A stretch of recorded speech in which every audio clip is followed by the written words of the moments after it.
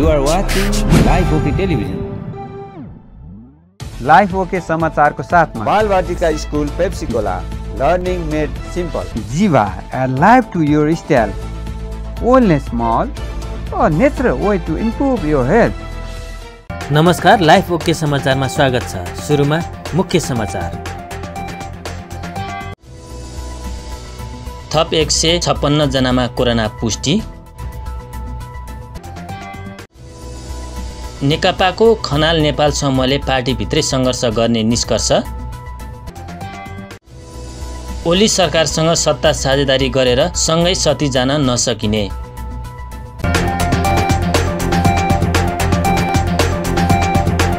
अब समाचार विस्तारमा। नेपालमा शुक्रबार थप 156 जनामा कोरोना पुष्टि भएको छ।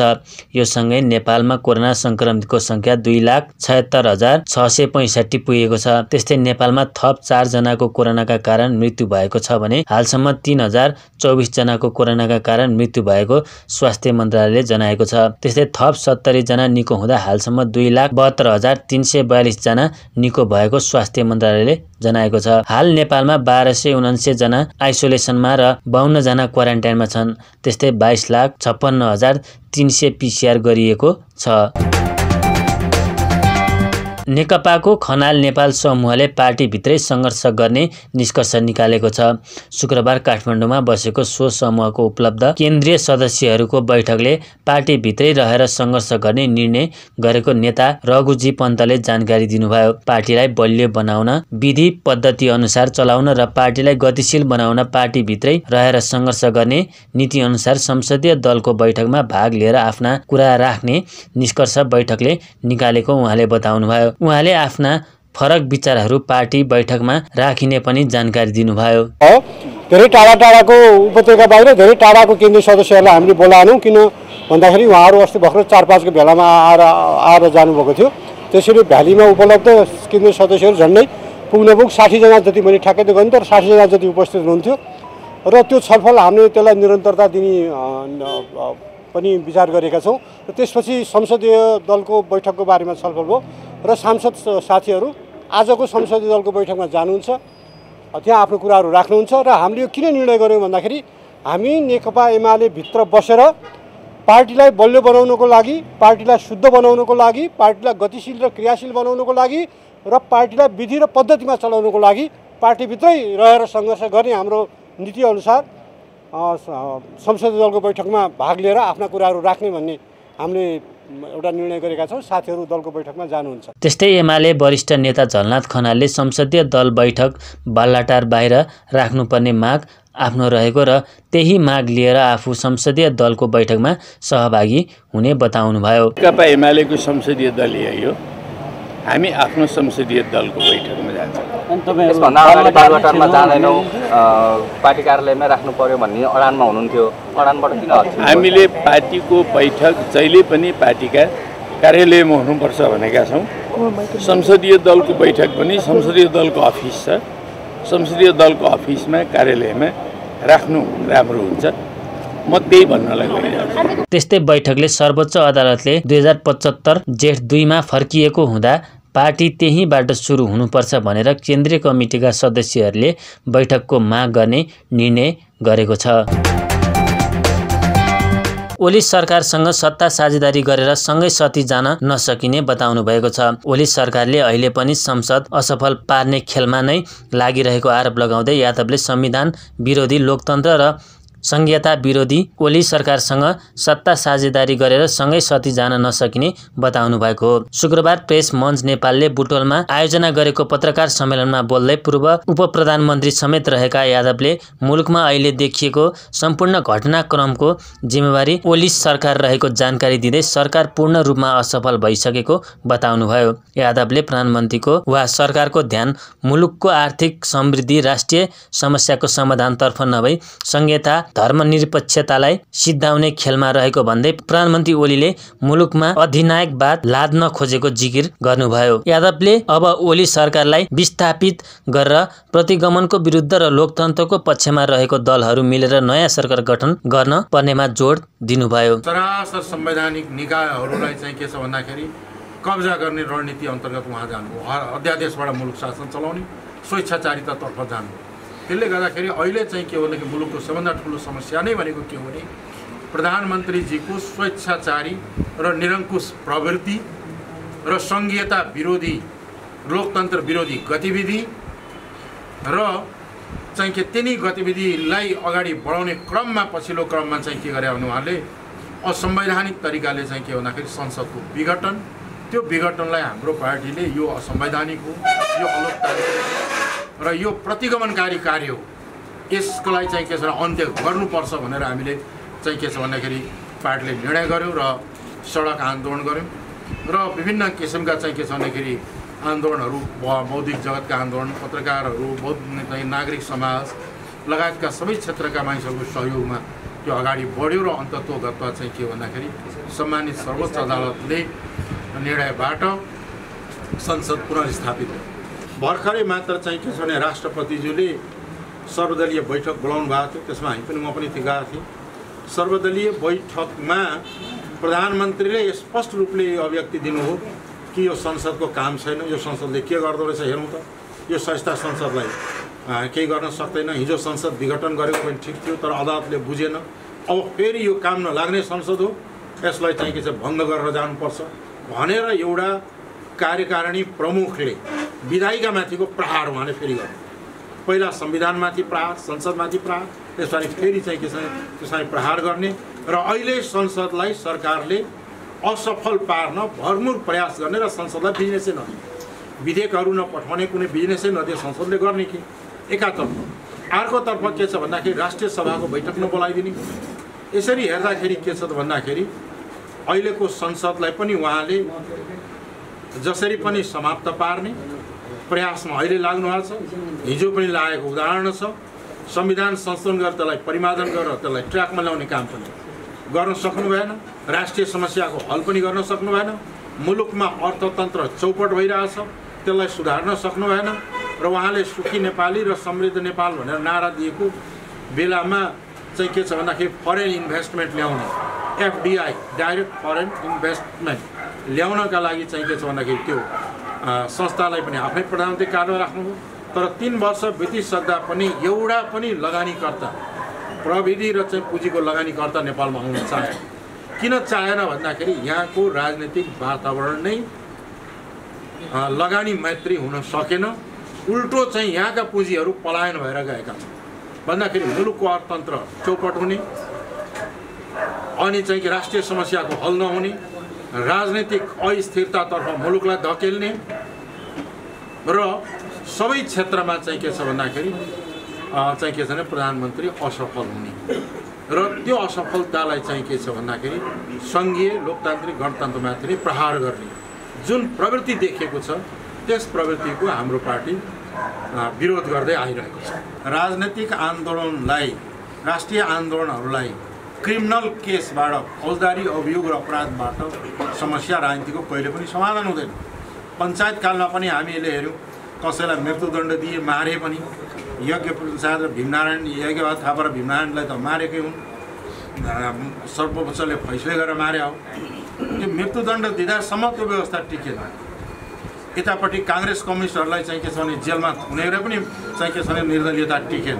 त्यस कारण राजनीतिक समस्याको समाधान राजनीतिकै हुनुपर्छ र यो मुद्दाहरू खारेज गर्ने, बन्दीलाई रिहा गर्नुपर्दछ र चाहिँ के छ भन्दाखेरि त्यसका लागि चाहिँ के छ भने प्रयास गर्ने भनेर केही साथीहरू चाहिँ के छ भन्दाखेरि कुराकानी गरिराख्नु भएको छ।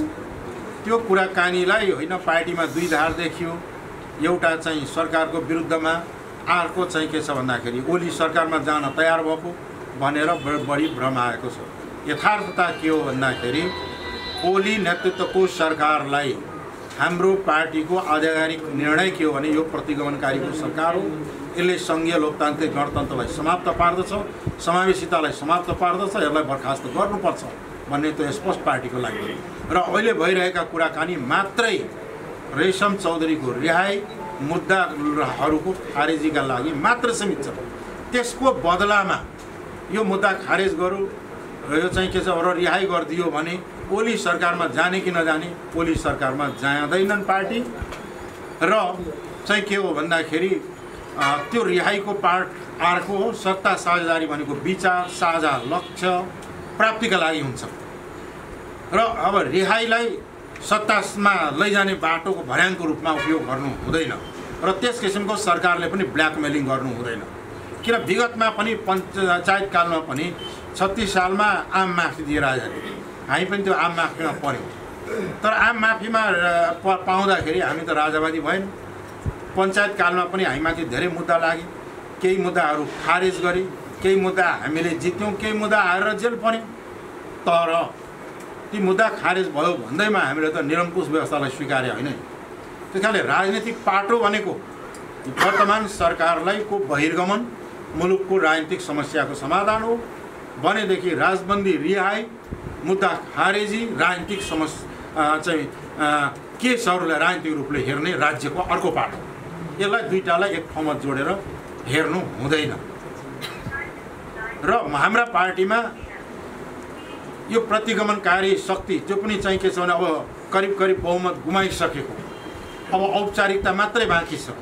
त्यो सरकारसँग जोसँग नीति मिल्दैन, विचार मिल्दैन, जसको लक्ष्य नै नेपालबाट सङ्घीय गणतन्त्रलाई समाप्त पार्ने हो, त्योसँग चाहिँ के छ भने सती जाने वा लगनगाँठो गर्ने, बाँध्ने या सहकार्य गर्ने हाम्रो पार्टीले गर्दैन र मलाई लाग्छ कुनै पनि व्यक्तिले त्यसो नगर्ला। त्यस्तै यादवले रेशम चौधरीको मुद्दा र राजबन्दी रिहाईको लागि मात्रै भएको तर सत्तामा जानका लागि चौधरीको मुद्दा बोकेर पार्टी नहिँडेको स्पष्ट पार्नुभयो। प्रतिनिधि सभा अन्तर्गतको विकास तथा प्रविधि समितिले नारायणघाट बुटोल सडक खण्ड आयोजनाको काम गुणस्तरीय रूपमा तोकिएको समयमा आयोजना सम्पन्न हुने गरी कार्य अगाडि बढाउन सरकारलाई निर्देशन दिएको छ। सिंहदरबारमा शुक्रबार बसेको समिति बैठकले उक्त सडक खण्ड आयोजनाको काम पूर्व तयारी बिना अगाडि बढाएको तथा न्यून क्षमता निर्माण व्यवसायबाट काम भइरहेको निष्कर्ष निकाल्दै तोकिएको समयमा आयोजना सम्पन्न हुने गरी कार्य अगाडि बढाउन भौतिक पूर्वाधार तथा यातायात मन्त्रालयलाई निर्देशन दिएको हो। उक्त आयोजना समयमा सम्पन्न हुन नसक्दा यात्रुहरूले अनावश्यक रूपमा शास्ति बेहोर्नु परिरहेकाले समितिको ठहर छ।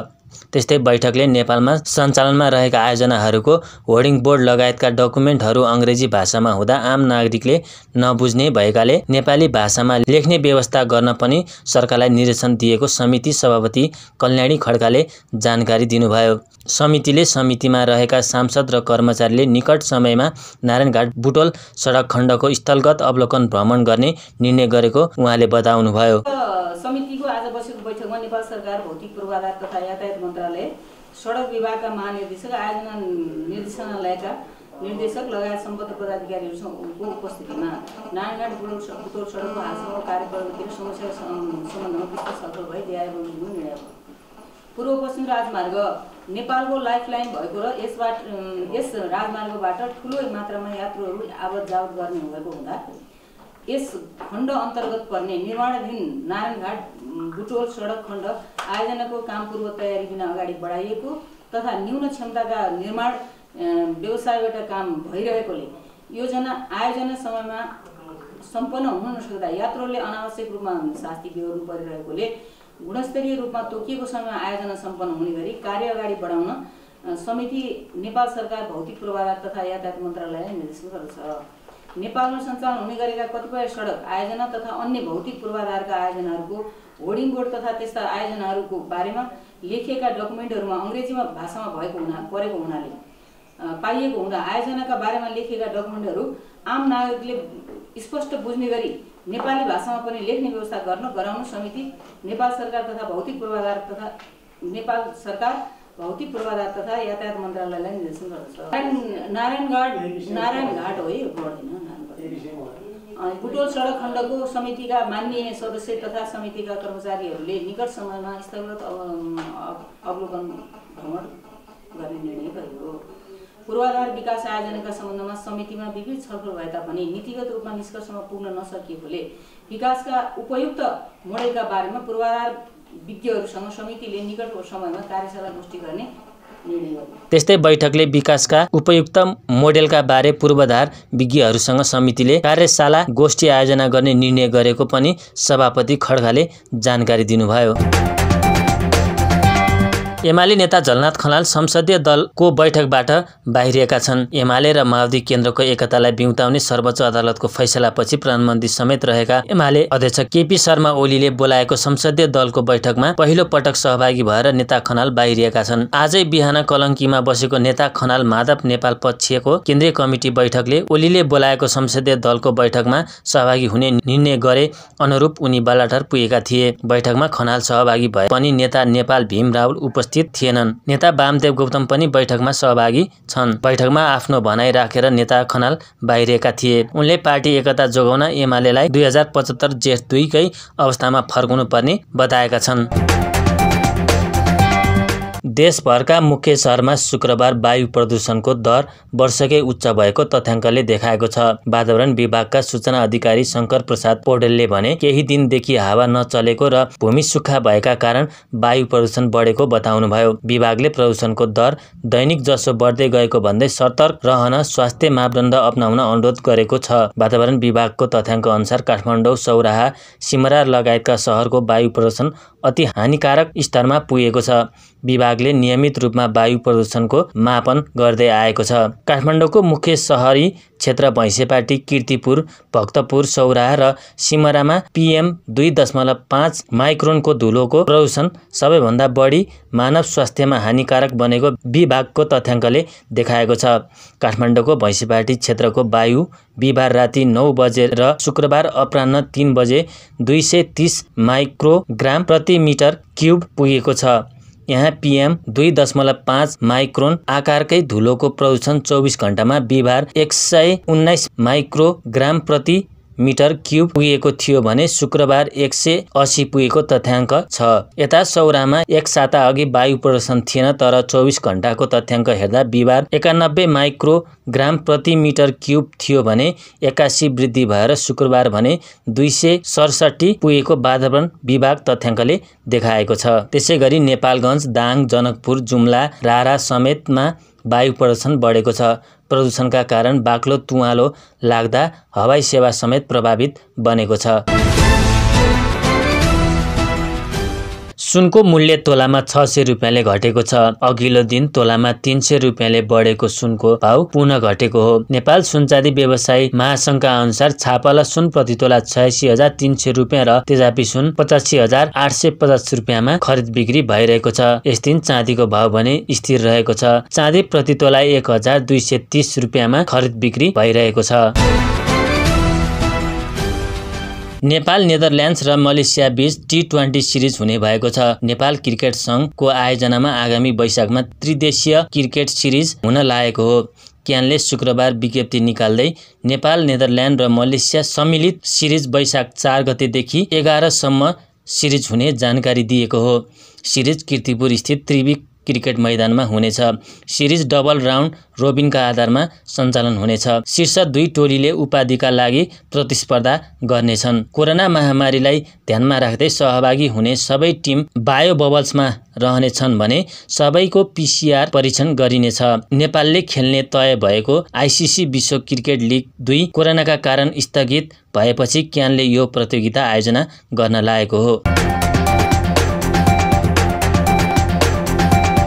अन्त्यमा प्रमुख समाचार फेरि एकपटक। थप 156 जनामा कोरोना पुष्टि।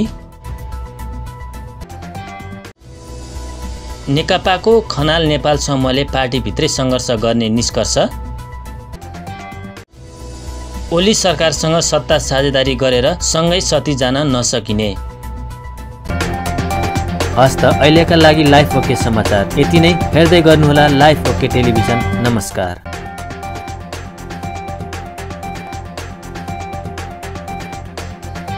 लाइफ ओके समाचारको साथमा Balwatika school Pepsicola, learning made simple. Jiva, a life to your style. Wellness Mall, a natural way to improve your health.